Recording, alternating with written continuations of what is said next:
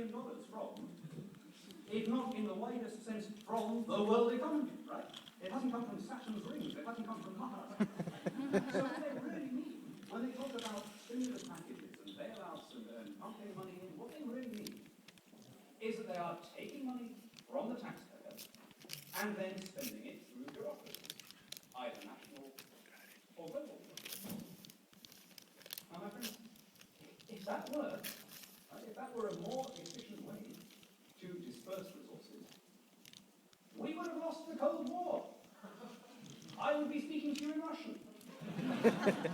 If it really were more efficient for the state to allocate wealth like that, rather than trusting individuals to do it, the capitalist system would have failed.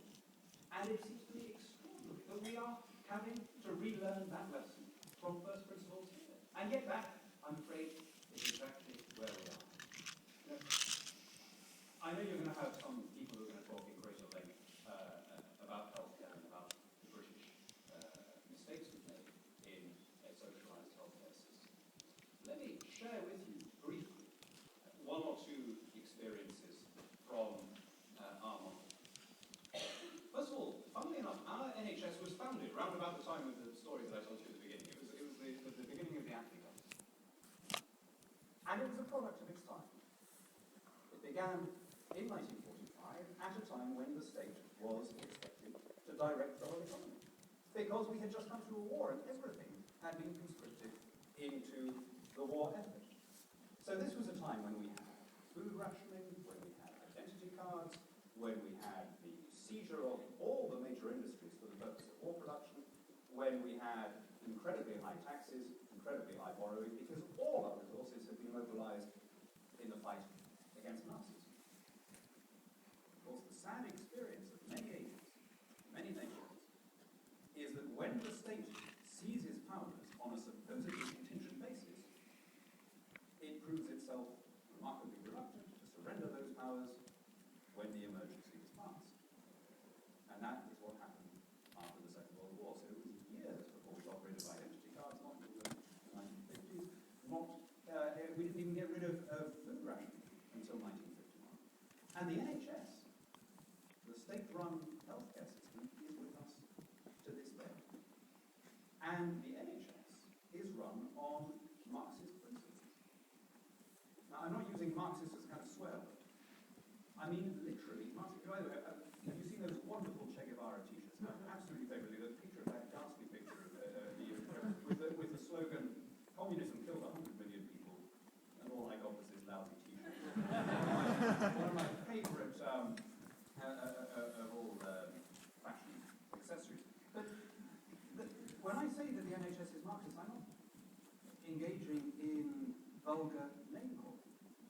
The basis of communism was that you would contribute according to ability and claim according to need. And that is how the British healthcare system has been established. So it is funded completely out of general taxation.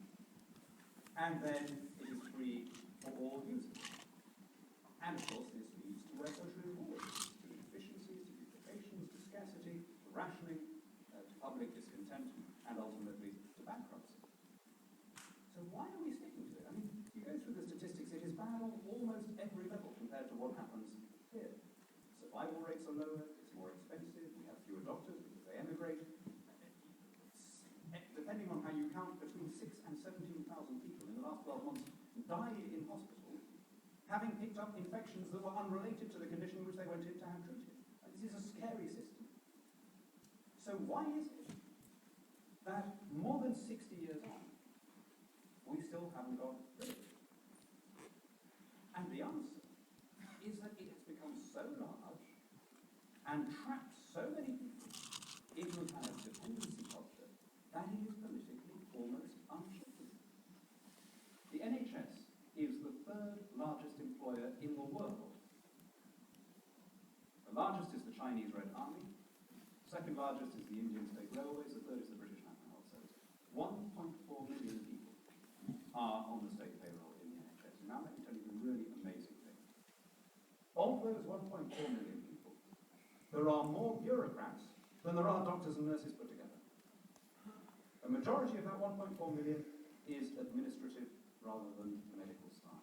And that provides an electoral bloc that is almost unshiftable, even though the people working within the system are not especially well served.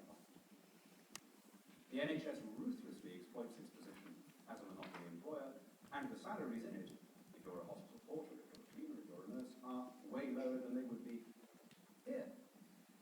And yet, it's human nature to be scared of change, to be easily frightened by the prospect of radical reform, especially when you watch that ridiculous film with Michael Moore waddling around telling you that Americans are all dying on trolleys because they haven't got enough money. And so people cling to the familiar because they have been so demoralized by the prospect of any improvement. They're like a battered wife who sticks to a violent man because she is unable now to imagine that there might be a better alternative.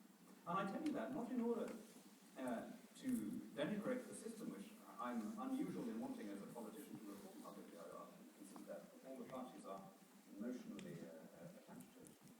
I tell you it because I don't want anyone in this room to think that you could experimentally introduce a state option in healthcare, and then if it doesn't work out, you can get rid of it. I'm afraid our experience shows that that isn't how it works in practice. Once you go down this road towards having a taxpayer-funded system, because it is backed by the state, it will begin to expand and grow up and squeeze out all the alternatives. So in the United Kingdom, yeah, there is a little bit of private health insurance. But because it's fewer than 1 in 10 people who can afford it, because there's no competitive market, it is effectively a way for very wealthy people to buy their way to the front of the queue. There isn't any functioning market. And the result of that is that we have no rights as consumers. Within the NHS, you're treated as a supplicant. You're expected to be grateful for whatever you get. Sometimes it's very good. Don't get me wrong, of course. A bad system can have good people in it. We have wonderful doctors, wonderful nurses who have gone in out of genuine concern and passion and desire to help other people. But that doesn't make it a good system. And as people found in the old Soviet bloc, if you have no rights as a consumer and you are forced to put up with whatever you get, the quality of service will fall. Indeed, it is significant that since 1989, all of the other systems in the world that resembled the British one have been reformed. We weren't the odd man out in the 1980s. The NHS was similar to what they had in Czechoslovakia, what they had in East Germany, what they had in communist Poland.